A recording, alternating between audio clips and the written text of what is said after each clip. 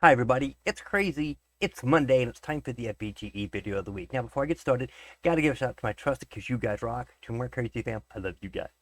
Now we left off last week on page 31. We ended with the hands-on tutorial creating compound objects. It's a little short tutorial to kind of get you a little bit more review of it. We don't have a file yet because we're getting ready to open one. So let's go ahead and let's get started. All right, so hands-on tutorial, creating compound objects. To create a compound physics object, it says C figure 6.22. I'll switch back over here real quick. This is what it's talking about, minus the commentary on words up there, but compound stuff, okay? Compound objects. All right, so let's switch back over to here. All right, so what we're going to do is, first thing, we're going to open book chapter 6 compound blends. We're going to go into open, and if you have been following along with this, you should have this here. If not, it's wherever you put the file folder for the book. Okay, so wherever that is, mine's in game engine book files, and then you go to chapter 6. Okay, and what it's talking about is compound.blend. That's the one we're going to start with. This is what we got. Okay, it says run the game. Notice that even though the three objects are parented together, they do not react to the ground plane in a convincing way. Only the parent object collides with the ground. So if we hit play, come back over here, and I hit P, I'm going to be in here, P, you notice that, yeah, only the parent kind of bounces on that and rolls. Everything else kind of falls through. Okay, if I hit escape, we're going to do it one more time just so you can see. I'll zoom out a little bit so you can see all that. Okay, and as you see that the cube is the one that is paired or parented. So this one's the parent, and these two are children. And both of those, when you hit play, go right through the floor. Well, one of the sphere technically doesn't, but it does. It goes halfway through. Okay, so yeah, that's how we're gonna say it. Okay. All right. So to change that, from the physics property editor, turn on compound for each of the three objects. So you have to go to each object. Okay, you're gonna go over to the physics tab. Okay, for each one, and then you're gonna find the compound. Where's it at? I know it was in here. We did all this last week, but y'all gotta forgive me. Oh yeah, it's right down here. Okay, you gotta go down to collision bounds, and then you click compound, and you're gonna do that for each one. Okay, and you click all three. So now all three of them have the compound on. Okay, like it says. All right, run the game now, and notice that all the objects contribute to the kinematics of the group. So if we hit play now, all of them bounce on top of the plane. Okay, so before, when we had all these off, I'm going to do it one more time so you can see. Basically, the startup file, these don't have any. When you hit play, you notice that only the parented object does it. Okay, when you do all these as compound, they all do the same. They all bounce on top. Even though they're still parented to each other, now they all have their own bound. Okay, so it compounds them together as one. So quick little tutorial to show you how that works, how compounds work, and that's kind of interesting. Okay, so now we're going to go to material panel settings. Okay, or material panel physics settings, which it should be in here somewhere, but right now we don't have one. So by adding a material to the object, you enable additional options that give you finer control over some of the physical properties of the surface. Okay, so I'm going to scroll down to it. We're going to switch over to it real quick. Okay, this is what it's talking about. This is your materials panel. Okay, now it shows physics here, but I'm going to show you that if let me just add a, see, we all got that. We're going to go ahead and put one on it. It's going to make it a blue. Okay, now I'm going to switch back over to here so you can see what I'm talking about. I just changed that one from, just made it blue. Okay, you notice that there is no physics settings here anymore. These are gone. Okay, Now your friction and elasticity, I don't think they are even on here because it really doesn't help anymore. See, force field dampening, I believe that is all on the other stuff. It's no longer in materials anymore. But once you enable physics, okay, because you have to enable the physics here, okay, if you enable this physics button, now all the physics over here work. Okay, also the physics here work, which is your friction and all that other stuff. Okay, at least that's what I gather. Okay, so following along with that is up to you because, like I said, they no longer have it in there. If you click physics, it's going to follow these same, your friction, your elasticity, and force field, all that's going to be the same. Okay. Now, some of this is going to differ. Okay, and I hate to say it, but it's going to differ because it's not going to be in here as it should, or it's not going to be in here as it would in here. Okay, you got different other things that you can add to it from the physics menu, like friction. Okay, you got friction, which, hang on. Okay, you got your friction. Let's see, yeah, your elasticity. Okay, so all those are here. Your force field, and then you got a force field somewhere around in here. Yeah, your force. Okay, your force field stuff is right here. So it's all added into your physics, okay? If you didn't have a material on it, okay, it would still have all the physics on it. You don't even have to have material anymore. At least I don't think so. Well, maybe I'm lying. Oh, let's switch back over to this one.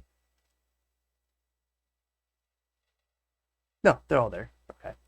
So, even without a material, you still have friction, you still have elasticity, you still have your force field. Okay, so let's go ahead and read on about those. It's not going to be the same as it used to be. Like I said, they changed out a lot of stuff. Because you used to just have game settings and then the physics below it that you can change on each one. But it's actually now on the object instead of the material. Okay, so friction, which is this little guy right here, okay, controls the force that slows down a moving object when it comes in contact with another object. The effective friction force between two objects is dependent on the friction settings on both objects. So if one object with a higher friction setting comes in contact with another object with low friction, the effective friction force would be somewhere in the middle of the two values. So in other words, if I put this one as 0.5 and this one at 0.25, somewhere in between that is what that would be. Okay. All right. So now you're at elasticity. Say that 5 times fast. Controls the bounciness of the objects when they collide with another. An object with low elasticity does not bounce away as far after a collision. An object with high elasticity loses almost no momentum in a collision and bounces away at almost the same speed as it came in. The effective elasticity between two colliding objects takes both objects into account. A tennis ball hitting a hard floor would be an example of an elastic object colliding with another elastic object. A tennis ball hitting carpet would be an example of an elastic object colliding with a non-elastic object, okay? All right, so the next one is force field, which is this guy right here, okay? The next set of settings controls what Blender calls force field. When the force and distance are set to non-zero, so in other words, these two right here get set to a higher number other than 0, okay, a force field is generated on all of the faces so that any object that comes within range, as specified by the distance setting, is pushed away with a certain force, as specified by the force setting, okay? So whatever the force is and the distance is, it's going to take those into consideration, okay? The result of this is that object that comes close to a force field surface will be repelled. The effect on the object is exactly as the name implies. It mimics a magnetic field. The dampening setting slows down the object. Okay, so if you set your dampening up, it will slow it down. Okay. All right. So keep in mind, once force field is enabled in the material panel, you will need to tell individual objects to respect that setting by going into the physics properties editor and turning on use material force field. Okay, I don't think that has it anymore because that is not even in here. Okay, and what it's talking about is here. Okay, used to be in here. Okay, as you see, there is nothing that shows anything of that type of stuff. Okay, nothing physics wise. The physics does just the physics. Okay, no obstacle simulation, you can do that. Level of detail, Python console, scene, okay, units, all that. All this is still here. This is the physics of what the scene uses. Okay, each object now will have its own physics. Okay, like right here, when you turn on physics radius, you can set that there. But that's activity culling in your 8, but still nonetheless, it's basically the same. Okay, so when you go into this, you have this. Now, if you say, for example, have a material on this, okay, you do have a physics button you can click. If you turn on that physics button, it will use this physics setting. Okay, if you don't, it won't. Okay, like right now, this one doesn't have a material, but as long as it's on this, you can set all this up and it'll still work the same as if you had this. But you want the material to be the same. You have to actually turn it on in the material. Not material. Okay? Same thing with textures. It doesn't have physics, just to show you, because some people say, oh, you might be looking at physics. But physics on the material or texture. Nope. Texture does not have it because texture does not have anything it can come in contact with. Okay, it's just visual. This right here is all visual. Same thing with your material, it's all visual. So your physics setting itself is the way it's supposed to be. Okay? All right, so now we're going to do a hands-on tutorial. Let me see what I'm at. I'm right at about 12 minutes. You know what? Actually, we're going to save this one because I'm going to have to do a little bit of study on it. Let me switch over here so you can see what I'm talking about. Okay?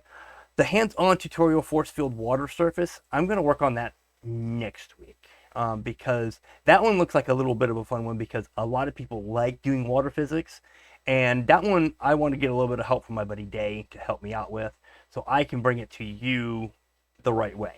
Okay, so next week we'll go into this one, and that is on page 34, and let me kick out of that. There we go.